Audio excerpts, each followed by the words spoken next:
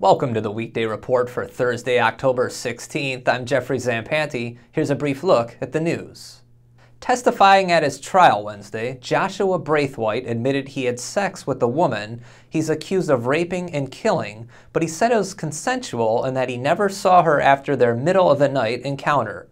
Braithwaite is charged with homicide in the July 2012 death of Lachey Zallar, whose burned body was found in Nedwesky Park. During questioning, public defender Mackenzie Renner asked Braithwaite point-blank about Zallar's death. 2012, did you kidnap Ms. Zallar? No, I did not. And at any time, did you cause the death of Ms. Zallar? Absolutely not. Did you set her body on fire? No, I did not. No further questions.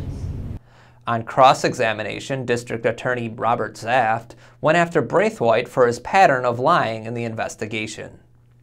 A former Kenosha girl whose life was taken by a serial killer will have a plaque dedication ceremony held in her honor Sunday in Huntington Beach, California. Robin Samsa was killed in 1979 after she was abducted and murdered by convicted felon Robert Alcala. Samsa grew up in Kenosha before relocating with her family to California in 1977. The illuminated plaque will be placed at the front of the historic Huntington Beach Pier. The latest Marquette University Law School poll shows the Wisconsin governor's race tied. The poll was released Wednesday. It shows the contest in a dead heat with both Governor Scott Walker and Democratic challenger Mary Burke at 47% among likely voters. Laura Rexroth conducts the community band in the University of Wisconsin Parkside Wind Ensemble. She'll lead both bands tonight in the university's Bedford Concert Hall. When asked earlier this week if she's nervous about conducting her first concert here, she laughed and said she wasn't nervous, just very excited.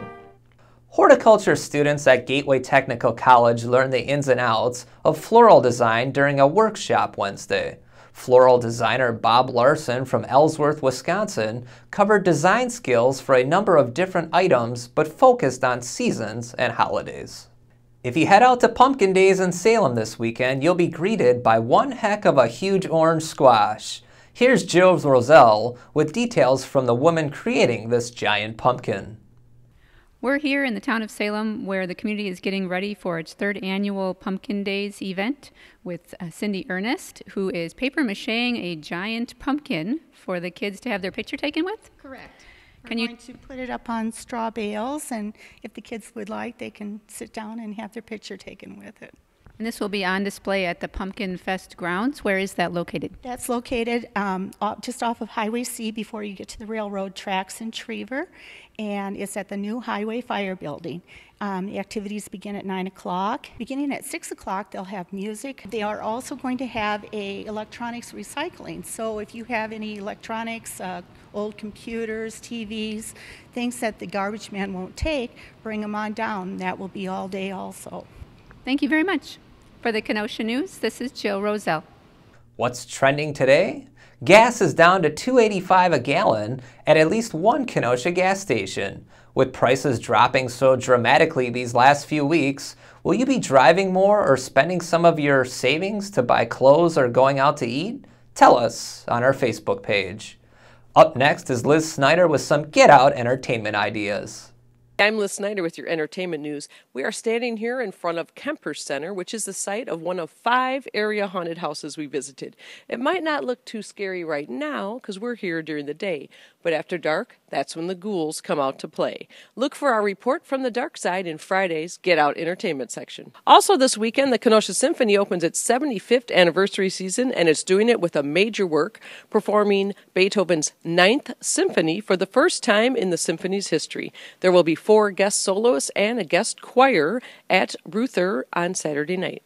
In local theater news, Bradford High School is opening a play called Censored on Final Approach. It's a World War II story based on the true story of female pilots that flew during World War II. The Kenosha History Center heats up the fall season with its annual chili cook-off competition Saturday night. And the big news in theaters this weekend is Brad Pitt takes on the Nazis as a tank commander in Fury. For all these stories and much more, see Friday's Get Out entertainment section. I'm Liz Snyder. Now get out and have some fun. Thanks, Liz. Now here's a look at what we're working on today. Tonight, the city is holding public hearings on the Shalom Center's permanent homeless shelter. Bill Guida will be there. And the Joshua Braithwaite trial continues today with closing arguments. Janine Anderson is covering that. Pick up a copy of the Kenosha News and check KenoshaNews.com for all the details on these stories and more. I'm Jeffrey Zampanti with the Weekday Report.